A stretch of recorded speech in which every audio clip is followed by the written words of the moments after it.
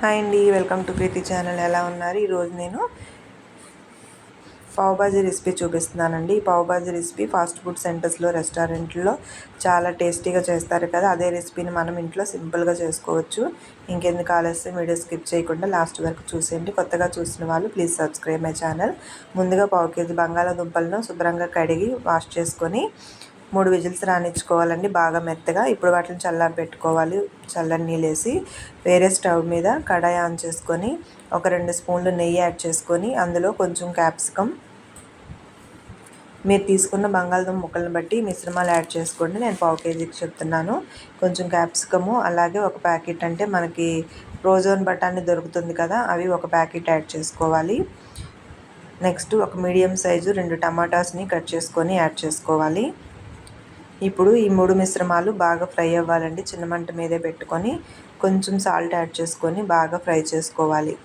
బఠానీ ముందుగా నేను ఉడకబెట్టలేదండి. ఇది ఫ్రోజన్ బఠానీ, అంటే మా రైతు మార్కెట్లో దొరుకుతుంది కదా ఆ బఠానీ. ఇందులో కొంచెం సాల్ట్ యాడ్ చేసుకొని మూత పెట్టుకుంటే ఈ ముక్కల మిశ్రమం అంతా కూడా మంచిగా ఉడుకుతుంది, మగ్గుతుంది.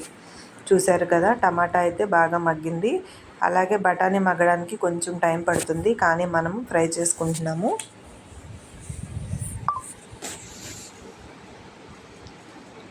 చూశారు కదా, ముక్కల మిశ్రమం అంతా కూడా బాగా ఫ్రై అయింది.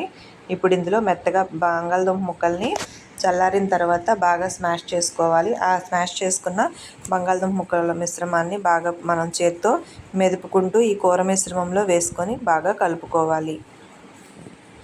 చూశారు కదా, ఈ ముక్కల మిశ్రమం అంతా కూడా గ్రేవీలో బాగా కలిపేటట్టు కలుపుకోవాలి. బంగాళదుంప, ఈ బఠానీ, టమాటా అన్నీ కుక్ అవ్వాలి.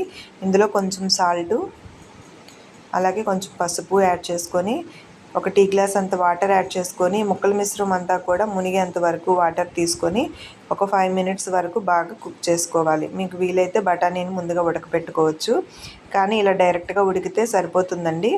ఇప్పుడు దీన్ని స్మాషర్తో బాగా మెత్తగా పేస్ట్ చేసుకోవాలి. అది కూడా మనం కడాయిని స్టవ్ మీద పెట్టి చిన్న మంట మీద ఇలాగా మెత్తగా స్మాష్ చేసుకోవాలి. అంటే వేడి మీద మనకి త్వరగా మ్యాష్ అవుతుంది. చూశారు కదా, ఇలా పిండి మిశ్రమంలాగా బాగా కలుపుకోవాలి. ఇప్పుడు పక్కన తీసుకొని వేరే కడాయి వెడల్పుది వేసుకొని స్టవ్ మీద అందులో కొంచెం ఆయిల్ యాడ్ చేసుకొని మీడియం సైజ్ ఉల్లిపాయలను బాగా చిన్నగా కట్ చేసుకోవాలి. ఎంత చిన్నగా వీలైతే అంత చిన్నగా కట్ చేసుకొని అందులో ఒక 3 పచ్చిమిర్చిని సన్నగా స్లైసెస్ కింద కట్ చేసుకొని ఉల్లిపాయ అంతా కూడా గోల్డెన్ కలర్ వచ్చే వరకు ఫ్రై చేసుకోవాలి. చూశారు కదా, ఈ ఉల్లిపాయ అంతా కూడా ఫ్రై అవుతుంది. ఉల్లిపాయ అంతా గోల్డెన్ కలర్ వచ్చే వరకు ఫ్రై చేసుకోవాలి. ఇలా క్రిస్పీగా ఉల్లిపాయ కలర్ చేంజ్ అయిన తర్వాత ముందుగా మనము మెత్తగా పేస్ట్ చేసి పెట్టుకున్నాం కదా, ఆ మిశ్రమాన్ని దీంట్లో యాడ్ చేసుకోవాలి. ఉల్లిపాయ మిశ్రమం అంతా కూడా బాగా ఫ్రై చేసుకుంటే ఈ మిశ్రమం అంతా బాగా కలుపుకోవాలి. ఇందులో రుచికి సరిపడా కారం 1 స్పూన్ యాడ్ చేసుకోవాలి.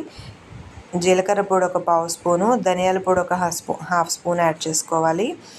అలానే గరం మసాలా 1/2 స్పూను, కొంచెం సాల్ట్ యాడ్ చేసుకొని మిశ్రమాలన్నీ బాగా పట్టేటట్టు కలుపుకోవాలండి. చూశారు కదా, ఈ కారం మసాలా అంతా కూడా పిండి మిశ్రమానికి బాగా పట్టింది. ఇప్పుడు ఒక టీ గ్లాస్ అంత వాటర్ యాడ్ చేసుకొని ముక్కల మిశ్రమం గ్రేవీ అంతా కూడా మునిగేలాగా బాగా కలుపుకోవాలి. అవసరమైతే ఇంకొంచెం వాటర్ యాడ్ చేసుకోవాలి. 2 గ్లాసెస్ వాటర్ యాడ్ చేసుకుంటే పర్ఫెక్ట్గా మనకి మిశ్రమం అంతా కూడా కుక్ అవుతుంది. చూశారు కదా, ఇప్పుడు ఈ మిశ్రమం అంతా కూడా చిన్న మంట మీద పెట్టుకొని ఒక 7-8 మినిట్స్ బాగా మెత్తగా ఉడుకుతుంది. చూడండి, ఇప్పుడు బాగా రెడీ అయిపోయింది.